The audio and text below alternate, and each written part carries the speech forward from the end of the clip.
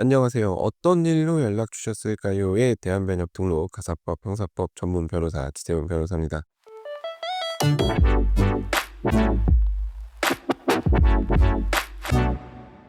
자, 오늘은 부동산 거래에 있어서 관례에 대해서 한번 얘기를 해 보려고 합니다. 부동산 거래를 한 번이라도 해 보신 분들은 뭐 그게 아파트 전세 계약이 됐건 뭐 매매가 됐건 혹은 이제 원룸 월세 계약이 됐건 중개업소 사장님 혹은 직원분이 계약서까지 다 쓰고 나서 그다음에 뭔가 애매하거나 불리한 조건을 설명하면서 이런 말 하는 거를 들어보셨을 겁니다. "아 그거 다 관례예요, 관례."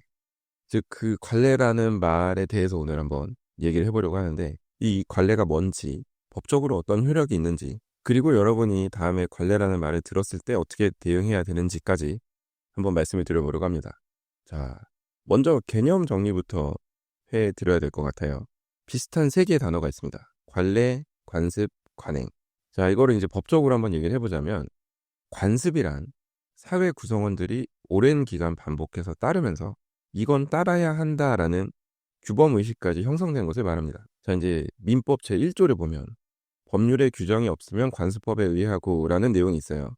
이 관습법이 법원, 즉 법의 원천이 될 수 있다는 겁니다. 근데 여기서 중요한 건 규범 의식. 그러니까 이걸 안 따르면 뭔가 잘못된 것이라는 사회적 공감대가 있어야 한다는 것입니다. 어떤 게 관습법인지 아닌지 뭐 이런 거는 오늘 설명하기엔 좀 길어지니까 넘어가도록 하고, 이제 관행이라는 게 있어요. 관행은 말 그대로 습관적으로 이루어지는 행태, 방식 뭐 이런 것들을 말합니다. 근데 이게 법적 구속력이 있다고는 할 수 없어요. 자, 그렇다면 부동산 현장에서 중개업자가 말하는 관례는 어느 쪽이냐? 솔직히 말씀드리면 저는 이 관례라는 것이 법적 개념의 관습에 해당하는 경우를 거의 못 봤어요. 그냥 관행에 가깝거나, 솔직히 말씀드리면 중개업자 본인이 설명하기 애매하거나 힘들거나 본인 편한 대로 뭔가 문제를 해결하고 싶을 때 관례라고 주장을 합니다. "그게 왜 그런 건데요?"라고 물어봤을 때 법에 근거가 없고, 계약서에 사실 미리 박아 놨어야 됐는데 계약서에 기재를 안 해 놓고, 솔직히 말씀드려서 계약서에 그런 거를 다 기재를 하면 계약을 하기 어려워지니까 "이런 것까지 다 따져가면서 어떻게 계약을 해요?"라는 말이 누군가로부터 나올 수 있으니까 일단은 어떻게든 계약서에 계약을 하게 만든 다음에 갑자기 관례라는 말을 들이밀면서 "이렇게 원래 하는 거예요."라는 얘기를 하면서, 계약서에도 여기 뭐 "민법에 없는 거는 관례에 의한다고 돼 있죠." 뭐 이런 식으로 얘기를 하면서 누군가를 설득, 뭐 설득만 하면 다행이죠. 거의 좀 윽박질러 가면서 넘어가려고 하죠. 듣는 사람은 이제 관례라고 하면은 이게 괜히 뭔가 지켜야 될 것 같잖아요. 그래서 더 따지지 못하고 넘어가는 경우도 있는데, 부동산 거래할 때 관례라는 말은 원래부터 있던 거예요. 저도 어쩔 수 없어요."라는 말을 하면서 그 책임을 추상적인 개념인 관례라는 존재에게 전가를 하는 겁니다. 근데 그 관례가 어디서 왔는지, 누가 정했는지, 법적 근거가 무엇인지는 따질 수가 없어요. 자, 인제 실제 상황에서 관례라는 말을 이럴 때 쓰죠.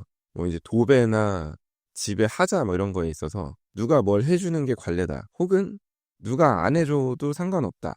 솔직히 말씀드려서 설득하기 조금 편한 사람 혹은 만만해 보이는 사람에게 관례를 들이밀면서 "이거 원래 이렇게 하는 거예요."라고 하는 경우가 많죠.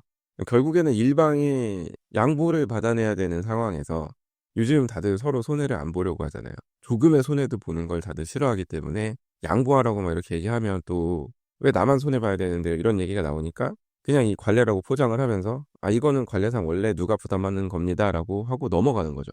사실 이런 거는 특이하게 넣어야 돼요. 근데 특이하게 넣으면 누군가가 까탈스러워 보이면 "아 나 이 사람이랑 계약 안 할래요." 이런 얘기가 나오니까 이거 일단 계약서를 적당히 작성을 하고 많은 거를 관례에 넣는 거죠. 뭐 계약금, 중도금, 잔금 일정 관련해서도 그래요. 당연히 계약서에는 계약금, 잔금, 중도금 일정은 들어가야 되겠죠. 근데 인제 중도금을 낸 이후에 집 청소를 위해서 미리 보여 달라든지 혹은 집 인테리어 같은 거가 필요하니까 좀 집을 보여 달라고 하는 문제들에 있어서, 더 나아가서는 중도금 내고 그다음부터는 좀 인테리어 공사를 하게 해 달라고 막 얘기하는 경우들이 있는데, 이제 중도금까지 내고 인테리어를 하려고 하는 쪽에서는 "아 원래 관례가 이렇다."라고 막 얘기를 하는데, 아이 그거는 한쪽 얘기인 거죠. 중도금까지 내고 인테리어를 하거나 하는 문제는 사실 다른 쪽이 좀 편의를 봐줘야 되는 문제인데 그런 거를 관례라는 이름으로 포장을 해서 막 해달라고 조르는 경우가 있죠. 차라리 좋게 좋게 내 사정이 이러니까 좀 부탁드립니다라고 하는 게 아니라 막 부동산에서 그냥 관례가 이러니까 해주세요 막 이런 식으로 밀어붙이는 경우가 종종 있습니다. 아니면은 뭐 렌트프리 같은 걸 막 해달라고 한다든지. 근데 렌트프리 할 거였으면 애초에 조건을 정했겠죠. 근데 계약까지 다 해놓고서 갑자기 이제 와서 렌트프리 해달라고 하면 그거를 누가 해주겠어요. 뭐 이런 거부터 시작해서 이제 집에 도배를 하고 들어가야 되는데 집주인이 도배를 해주겠다고 했어요. 근데 이 도배라는 게 그냥 뚝딱 하고 스티커 붙이듯이 붙이고 끝나는 문제가 아니잖아요. 그러니까 이게 이미 세입자가 있으면 세입자를 내보내고 도배를 한 다음에 새로운 세입자를 받아들이고 해야 되는데 기존 세입자가 나가는 일정을 고려를 안 해가지고 결국에는 새로운 세입자 보고 도배를 나보고 해달라고 했죠. 근데 이제 도배를 하려면 며칠 시간이 걸리니까 이날 이후에 집에 들어오세요. 뭐 이런 식으로 얘기를 하는 경우가 있어요. 아니 계약서에 잔금 날짜랑 다 정해놓고 도배를 해야 되니까 며칠 뒤에 들어와라. 이런 게 어딨어요. 그거는 본인이 알아서 맞춰서 해야죠. 근데 또 이제 이런 거 따지면 갑자기 부동산 중개업자한테 전화가 걸려와서 관례상 원래 이렇습니다라는 얘기를 하는데 그런 게 어딨어요. 계약서에 날짜가 다 정해져 있는데 우길 걸 우겨야죠. 근데 또 이제 이런 얘기를 듣고 저한테 상담 요청을 주시는 분들이 종종 계십니다. 근데 이제 그렇다고 해서 이거 가지고 내용 증명을 보낼 거예요? 어쩔 거예요? 제 상담 내용 바탕으로 좀 잘 따져보시라고 말씀을 드리는데 애초에 그런 일을 안 만들면 되는데 좀 안타까울 때가 있습니다. 약속을 했으면 그건 지켜야죠. 계약서에 써있는 날짜는 지켜야죠. 관례가 어디 있어요, 관례가. 차라리 사정이 이러니까 좀 양해를 구한다고 하면서 읍소를 한다든지 아니면은 이제 그만큼의 손해배상이라든지 뭐 이런 걸 제안을 해야 되는데 그런 게 싫으니까 이제 관례라고 하면서 자꾸 퉁 치고 넘어가려고 하죠. 뭐 이제 보일러가 고장 났을 때 이거는 누가 고치는 게 관례다. 뭐 벽 누수 같은 경우도 뭐 경미한 거는 세입자가 고치는 게 관례다. 물론 임차인 과실로 인해서 임차 목적물이 파손된 경우는 임차인이 책임을 져야겠습니다만 임차인 잘못이 아닌 것에 대해서는 임대인이 수선 의무를 부담을 하죠. 뭐 그 안에서도 통상적으로 마모가 되거나 할 수 있는 것들은 임차인이 교체를 해야겠지만 그런 게 아닌 거는 임대인이 수선을 해줘야 되는데 그 수선을 안 해주려고 주로 부동산은 임대인 편을 많이 드니까요. 관례가 이렇다라고 세입자를 압박하는 경우가 있죠. 자, 그러면 이제 조금 넘어가서 관례라는 말을 들었을 때 어떻게 대응해야 되는지에 대해서 좀 얘기를 해볼까 합니다. 일단 계약을 하기 전에 뭐 관례가 이런데 저런데 얘기가 나온다면 계약서 특약사항에 명시하자고 하는 게 제일 좋죠. 그러니까 그 조건이 정말 계약 체결 여부를 좌우할 정도의 중요한 내용이라면 계약서 특약사항에 넣자고 하는 게 제일 좋습니다. 그리고 계약을 체결한 이후라도 정말 중요한 조건이라고 생각이 들면 뭐 조금 번거롭더라도 서로 만나서 계약서에 부기를 하자고 해야겠죠. 좀 번거롭긴 합니다만 나중에 소송까지 가서 싸우는 것보다는 그게 나으니까요. 근데 이제 대부분의 경우는 이렇게까지 갈 일은 아니고 결국 관례라고 하는 거는 좋게 좋게 좀 양보를 부탁을 하는 거를 자존심을 세워서 말하는 그런 거거든요. 제가 지금 내내 얘기하듯이. 그러니까 협상을 좀 하자는 얘기인데 그 상대방의 뜻을 대충 알아채고 그냥 그 정도는 눈 감고 응해줄 생각이 있으면 하시는 거고. 근데 들었을 때 너무 요구가 터무니없다 싶으면 안 하겠다고 하시면 돼요. 부동산 중개업자가 말하는 관례라는 게 법적인 구속력을 가지는 경우는 거의 없기 때문에 아니 계약서에 안 써 있는 거를 왜 나한테 지금 강요를 하느냐. 혹은 민법에 규정된 내용이 있는데 임대차 보호법에 규정된 내용이 있는데 그거를 무시하고 관례라는 말씀을 하시냐. 이제 그러면 또 이런 얘기 할 겁니다. 법에 규정이 있지만 당사자 사이에 합의가 우선한다 뭐 이런 식의 얘기를 하는데 임대차 보호법 같은 경우는 강행 규정이에요. 그러니까 이 법에서 규정하는 것보다 임차인에게 불리하게 만드는 건 효력이 없어요. 게다가 관례라고 하면서 밀어붙이는 거는 당사자 사이에 합의가 있는 거라고 보기도 어렵겠죠. 그러니까 이제 이런 거를 가지고 좀 잘 따지셔야 됩니다. 그러니까 이제 뭔가 불합리하다는 느낌이 들었을 때 일단 설명을 요구를 하시고 네, 설명을 대부분 못할 겁니다. 원래 그래요라는 얘기로 넘어가려고 할 텐데 그게 정확히 어떤 의미인지 설명해 달라고 좀 말씀을 하시고 이제 그쪽이 하는 얘기를 듣고 뭔가 불합리하다는 느낌이 드셨다면 그 느낌을 무시하지 마시고 또 가끔 이런 분들이 있어요. 일단은 내가 참고 넘어가는데 나중에 문제 삼겠다. 나중에 문제 삼는 거는 또 어렵습니다.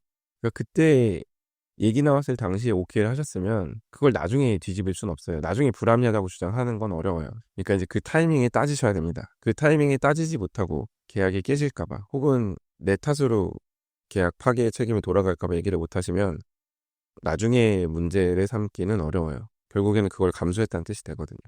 만약에 이제 그런 것을 직접적으로 세게 말씀하시기 어렵거나 아니면 좀 잘 정리해서 말씀을 하고 싶다라고 하시면 이제 상담을 받으시면 되겠죠. 변호사 상담을 받고 할 말을 정리해서 말씀을 하시면 되겠습니다. 누구한테? 저한테. 지세훈 변호사한테 상담을 받으시면 어떤 얘기를 해야 되는지에 대해서 대략적으로 정리를 해드리니까 상담을 받아보시라는 말씀을 드려봅니다.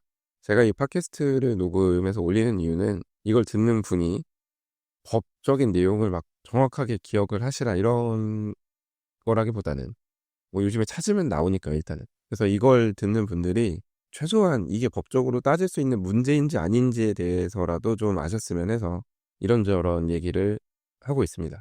근데 이제 그게 도저히 혼자 해결이 안 된다면 그때 저를 찾아오시면 되겠죠. 아무튼 오늘은 이 부동산 거래에 있어서 관례라는 이상한 개념에 대해서 말씀을 드려봤는데, 아무튼 관례라는 말에 주눅들지 마시고 잘 한번 따져보셨으면 좋겠다는 말씀을 드립니다. 자, 오늘 제가 준비한 얘기는 여기까지이고요. 오늘도 끝까지 들어주셔서 감사합니다. 자, 다음 에피소드에서는 더 흥미롭고 유익하고 현실적인 그런 법률 이야기로 찾아뵙도록 하겠습니다. 이상 대한변협등록 가사법 형사법 전문 변호사 지세훈 변호사였습니다. 감사합니다.